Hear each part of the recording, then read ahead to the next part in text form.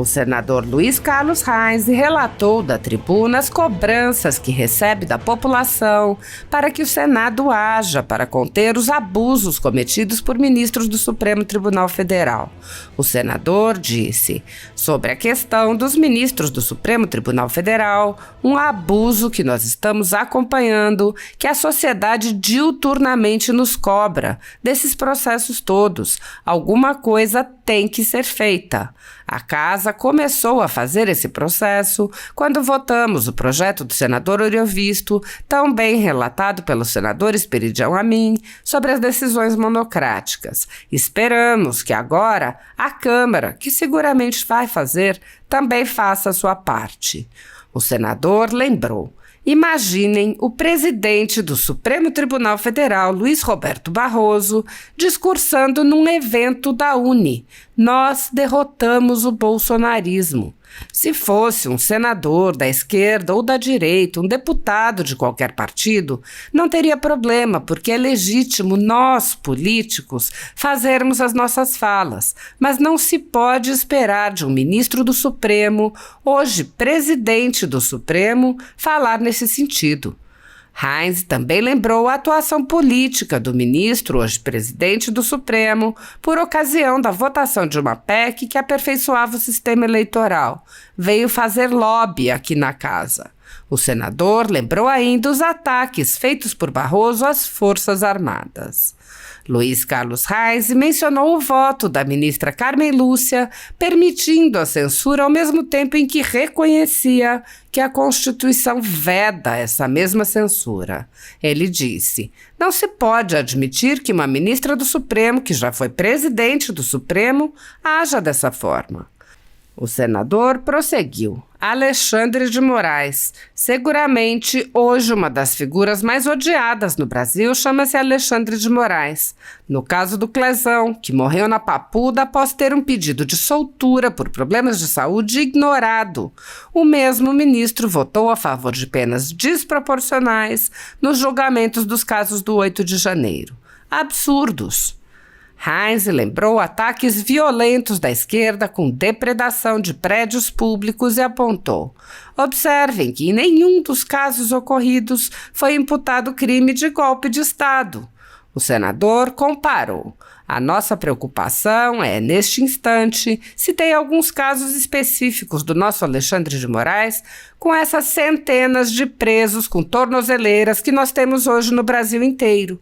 É um absurdo, é um abuso que o ministro fez, não soltando uma pessoa que acabou morrendo e hoje é uma vítima do processo. Conheço pessoas que libertaram presos políticos, saqueadores, pessoas ligadas a drogas, todos libertados. Agora, prenderam pessoas que nunca tiveram processo na vida, nunca passaram na frente de uma delegacia, estavam com a Bíblia na mão. E como foi dito por Divaldo Pereira Franco, grande médium brasileiro espírita, não tinham um cortador de unha no bolso.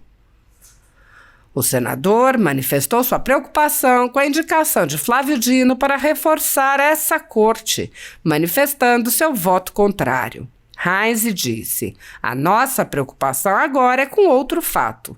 Flávio Dino concorre hoje a uma vaga no Supremo Tribunal Federal, não com o meu voto. E perguntamos o seguinte: onde estavam as informações que Flávio Dino tinha sobre as questões do 8 de janeiro? A Força Nacional, por que não entrou em campo? Sabia-se do processo. Eles tinham informações. E esta casa solicitou, o senador Amin e o senador Marcos Duval, de que o governo sabia do que aconteceria no dia 8 de janeiro e não fizeram absolutamente nada. Onde estava a guarda presidencial que 365 dias por ano tem que guarnecer o Palácio do Planalto? Nesse dia, infelizmente, essa guarda não agiu e permitiu todas essas bandalheiras. Onde é que estão as imagens que a CPI solicitou? O ministro também não liberou as imagens do que aconteceu no Palácio do Planalto ou em qualquer órgão. Se essas imagens fossem liberadas, tenho certeza de que o Clezão não estaria nessas imagens. Portanto, ele não era o cara que fez os danos e que muitas outras pessoas infiltradas teriam aparecido.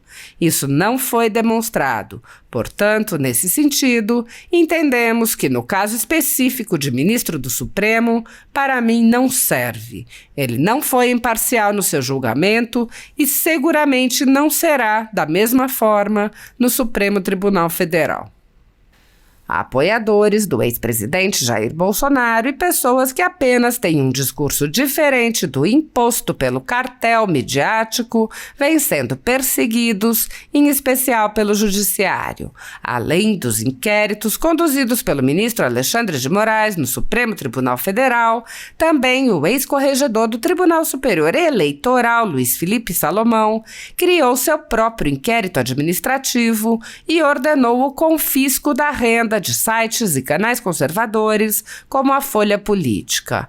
Toda a receita de mais de 29 meses do nosso trabalho está bloqueada por ordem do TSE, com aplauso dos ministros Luiz Roberto Barroso, Alexandre de Moraes e Edson Fachin. Sem a possibilidade de receber a renda de seu trabalho, o jornal corre o risco de fechar. Se você apoia o trabalho da Folha Política e pode ajudar, use o QR Code para doar qualquer quantia para a empresa Raposo Fernandes ou use o código ajude@folhapolitica.org. Caso prefira, há a opção de transferência bancária para a conta da empresa Raposo Fernandes, disponível na descrição deste vídeo e no comentário fixado no topo. Há mais de 10 anos, a Folha Política faz a cobertura da política brasileira, mostrando atos, pronunciamentos e eventos dos três poderes, quebrando a espiral do silêncio imposta pelo cartel de mídia que quer o monopólio da informação. Pix ajude@folhapolitica.org. Assista. Senhor presidente, colegas senadores, só fazendo coro, senador Soraya, a sua fala, meu assunto é outro, mas vamos aproveitar. A minha região, onde eu nasci, é a região Pumageira, senador Girão. Hoje nós temos lá, Candelária é o segundo maior município produtor de fumo do Brasil. A área média de produtores, 3, 4 hectares. É a atividade que eles têm. Uma atividade rentável, não fumo, mas defendo quem trabalha com fumo. Então esse é o problema importante. E a questão do cigarro eletrônico é um problema muito sério hoje que nós temos no Brasil. Temos que ajustar. Sou seu parceiro nessa empreitada. Senhor presidente, senador Girão, a questão dos ministros do Supremo Tribunal Federal.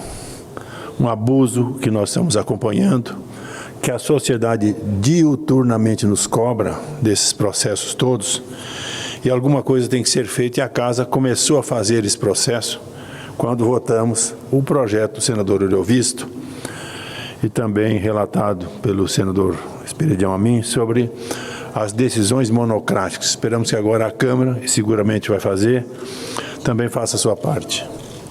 O abuso, senhor presidente e colega Girão, imagina o presidente do Supremo Tribunal Federal, Luiz Roberto Barroso, discursando num evento da UNE: nós derrotamos o bolsonarismo. Se fosse um senador da esquerda ou da direita, um deputado de qualquer partido, não tem problema, porque é legítimo, nós, políticos, fazemos as nossas falas. Mas não se pode esperar de um ministro do Supremo, hoje presidente do Supremo, fala nesse sentido. Ele também atuou politicamente quando foi votado aqui nessa casa, na Câmara dos Deputados, a questão do voto auditável, voto impresso. Veio fazer lobby aqui na casa, trocaram deputados da comissão que participavam do processo, inverteram o resultado. Se o Girão ia votar a favor, o Reins ia votar a favor, tira o Girão, tira o Reins e bota quem você quiser. Isso não pode. É uma intromissão de um outro poder aqui nesse poder, que é o Legislativo. Barroso atacou também a honra das Forças Armadas, o evento público diz que as Forças Armadas estão sendo orientadas para atacar o processo eleitoral e tentar desacreditá-lo. Isso não ocorreu. Nós temos respeito pelas nossas Forças Armadas, citando apenas 3 casos. A ministra Carmen Lúcia, senador Girão, disse assim: não se pode permitir a volta da censura. E do período eleitoral, disse Carmen Lúcia no Tribunal Superior Eleitoral, apesar da fala, a ministra votou a favor de suspender a exibição de um documentário sobre as eleições. Até a eleição não fala, a partir dali volta de novo. Então, não se pode admitir que uma ministra do Supremo, que já foi presidente do Supremo, haja dessa forma. Alexandre de Moraes, seguramente hoje, uma das figuras mais odiadas do Brasil, chama-se Alexandre de Moraes. E no caso do Clesão, que morreu na Papuda, senador Girão, nós estivemos lá, em algumas ocasiões, vários senadores foram lá juntos, após ter pedido ignorado de soltura e por problemas de saúde, o mesmo ministro que votou a favor de penas desproporcionais nos julgamentos do caso de 8 de janeiro. Absurdos. Nós tivemos vários outros casos que aconteceram. Por exemplo, em 2006, o Movimento de Libertação do Sem Terra invadiu a Câmara dos Deputados, armado com pedras, paus, quebrar equipamentos, portas de vidro, chegaram ao ponto de destruir um automóvel. As penas não passaram de 5, 6 anos de prisão. Em 2017, o movimento organizado pela CUT contou com 49 feridos. 49 feridos. Depredação de prédios ministeriais, de estruturas que compõem a esplanada, atearam fogo nas áreas internas do Ministério da Agricultura, Planejamento e da Cultura. Vale lembrar que foram apreendidos também armas de fogo com eles. Ao final, foram contabilizados 7 presos, nada mais foi dito sobre o assunto. Observe que em nenhum dos casos ocorridos foram imputados o crime de golpe de Estado. Ele também, de acordo com os jornais, indicou Paulo Gonet para a PGR. A nossa preocupação nesse instante, se tem alguns casos específicos do nosso Alexandre de Moraes.